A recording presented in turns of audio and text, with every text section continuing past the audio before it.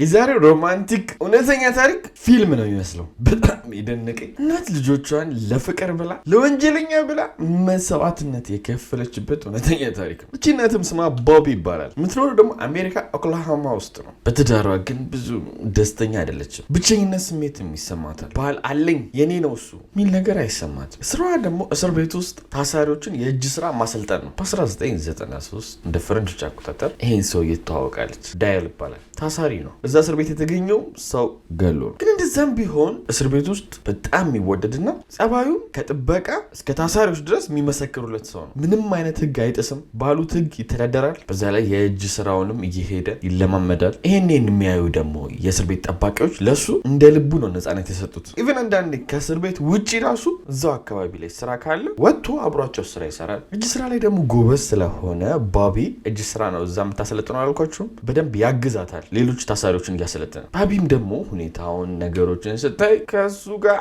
ፍቅር ምናምን ትፈልጋለች። እሱም ደግሞ እንደዛው ይፈልጋታል። በደንብም ይግባባሉ፣ ያወራሉ። ታሳሪ ሆኖ ለእጅ ስራው የሚያስፈልጉ እቃዎች ምናምን ነገር ሲኖር ከሷ ጋር ወጥቶ እቃ ገዝቶ ይመለሳል። ይህን ያክል ነው የእስር ቤት ጠባቂዎቹ የሚያምኑት። ከትንሽ ቆይታ በኋላ ደግሞ ሁለቱም ፍቅራቸውን በግልጽ ያወጡትና ይጠያየቃሉ። ከዛ ፍቅር ግንኙነት ይጀምራሉ በድብቅ። ለምን በድብቅ አደረጉት? ምን ችግር አለ ሰው ቢያውቅ ካላችሁ የእስር ቤት ዋና አዛዡ የባቢ ባል ነው። በዛ ላይ ደግሞ እስር ላይ ሆናቸው እንደዚህ አይነት ግንኙነት አይቻልም። በባልና ሚስት ማለት ቅድም እንዳልኳቸው ነው፣ ብዙም ግንኙነታቸው አይጥምም። እናም ከዚህ ከታሳሪ ጋር ባሏ ዋና አዛዥ ሆኖ የእስር ቤቱ እሷ የተደበቀች ፍቅር ጀመረች ከሱ። ነገሩ እየቆየ ሲመጣ እኔ እናንተ ከዚህ እስር ቤት ማምለጥ አለብን ትለዋለች። አሁን ጊዜው አልፎ 1994 ሆኗል እንደ ፈረንጆች አቆጣጠር። እቅዳቸውንም ለማሳካት ደግሞ እሱን ለማስመለጥ ጊዜው ደረሰ። ለባሏ ሜዳ ለዋና አዛዡ ከዳያል ጋር እቃ እንግዛ ትለዋለች። በዚህ ባሏ ምንም አልጠረጠረም። እንደነገርኳችሁ ከዚህ በፊትም ይወጣሉ፣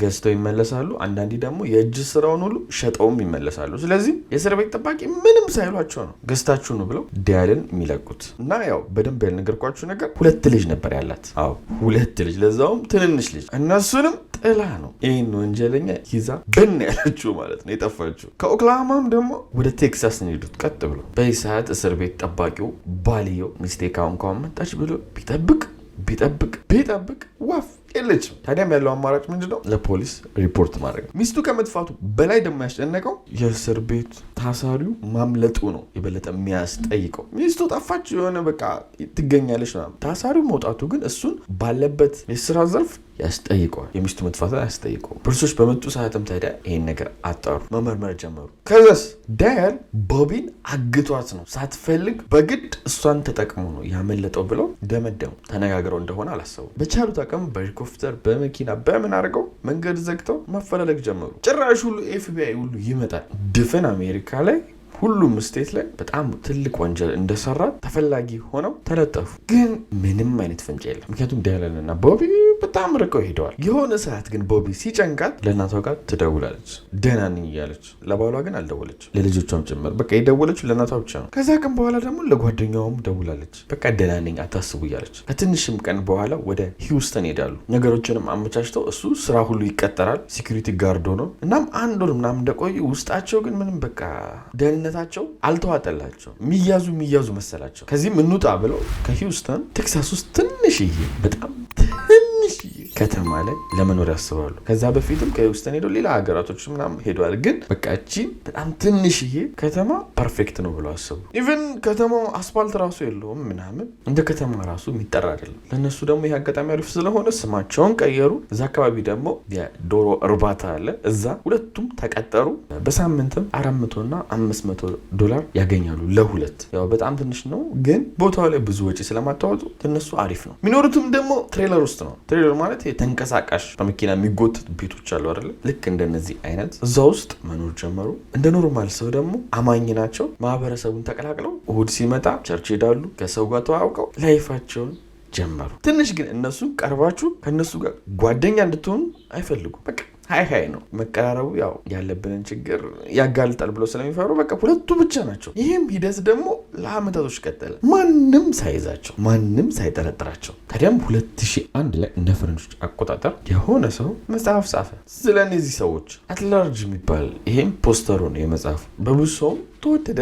ዳያልም ይህን መጽሐፍ አግኝቶ ማንበብ ጀመረ፣ ስለ ራሱ ታሪክ ማለት ነው። እዚህ መጽሐፍ ላይ ግን ምን ተብሎ ነው የተጻፈው? ዳያል ቦቢን አግቷት እንደወሰዳት እንዳልኳችሁ ሰዎች የሚያውቁት እሷን እንዳገተ ስለሆነ በዛ መልኩ ተጽፏል። በዚህ ደግሞ ቦቢ ተበሳጨ መጽሐፉን እያነበበ። ጭራሽ ሁሉ የጸሐፊውን ቁጥር ፈልጎ በማይታወቅ ስልክ ይደውልለታል። እናም ፈልጋ ነው ተነጋግረን ነው አግቻት አይደለም መጽሐፍን አስተካክል ብሎ ይነግረዋል። ኢቭን በመሃል ከፈለክ ቦቢን አዋራት ብሎ ቦቢን ሁሉ እንድታዋራ ያደርጋል። እሷም ደግሞ ያለውን ነገር ተናገረች። እኔ ታግቻ አይደለም ተዋደን ተፋቅረን ተስማምተን ያደረግነው ነገር ነው ብለው ለዚህ ጸሐፊ ይነግሩታል። ይህ ጸሐፊም ወዲያው ነበረ ይህን ነገር ከሰማ በኋላ ለፖሊሶች ሪፖርት ያደረገው። ፖሊስም አሁን ይህን ስልክ ለማጣራት ሞከረ፣ ግን ጊዜው 2001 ነው። እንዳሁኑ ቀላል አልነበረም በመስመር ስልክ ሰውን መያዝ። ምክንያቱም እነሱም ደግሞ የደወሉት በማይታወቅ መስመር ስልክ ነው። በቃ ሊይዟቸው አልቻሉ። አሁንም ታዲያ በዚህ ምክንያት አመታቶች አለፉ። በደስታ በሰላም አብሮ እየኖሩ ነው፣ ስራቸውን እየሰሩ። 2004 ላይ ግን የሆነ ክስተት ይፈጠራል። ዳያል የልብ ህመም አለበት። እሱ ይነሳበትና እንደ ድንገት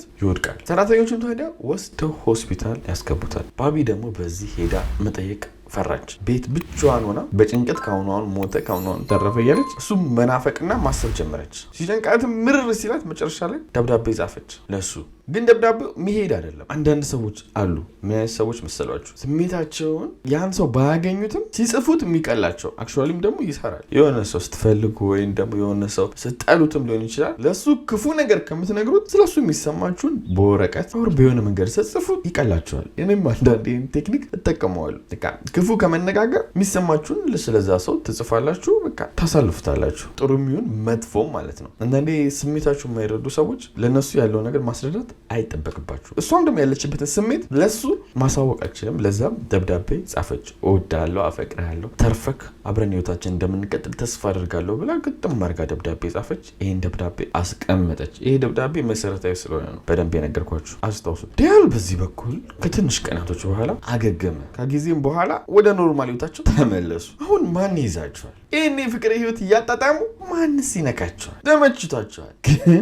ግን 2005 ላይ እንደ ፈረንጆች አቆጣጠር አሜሪካ ሞስት ዋንትድ የሚባል ቲቪ ሾው አለ። እዚህ ቲቪ ሾው ከፈለጋችሁ ሰርች አድርጋችሁ ማግኘት ትችላላችሁ። አሜሪካ ሞስት ዋንትድ ነው ስሙ የቲቪ ሾው። እና እዚህ ላይ ቲቪ ሾው ላይ የሚቀርበው ምንድን ነው? ያመለጡ ሰዎች፣ ያልተያዙ ሰዎች እንደ ዶክመንተሪ ተሰርቶ ይቀርባሉ። እነሱ ደግሞ እስካሁን ሳይያዙ አንድ ላይ 11 ዓመት አሳልፈዋል። አስቡት። እዚህ ነገር ውስጥ ኤፍቢአይ ገብቶ አልያዛቸውም፣ ብዙ ምርመራ ተደርጎ አልያዛቸውም። እና የእነሱ ታሪክ ድንቅ ስለሆነ እዚህ ቲቪ ሾው ላይ ቀረበ። ፎቶቸው ተደርጎ ማለት ነው እዚህ ሾው ላይ። ችግሩ ግን ይሄ ፎቶ እዛ የሚኖሩበት ቦታ ጎረቤታቸው ያየዋል። ይህን ቲቪ ሾው ቁጭ ብሎ እንዴ ይሄ ጎረቤት ያደን እንዴ ይላል። ቀጥታም ለፖሊስ ይደውላል። አሁን ይሄ ምቀኛ ጎረቤት ነው የሚባለው ወይስ ጥሩ ጎረቤት ነው የሚባለው? እስቲ አሳውቂኝ ኮሜንት ላይ። ፖሊሶችም ታዲያ ወዲያው ወደ ተባሉበት ቦታ መጡ።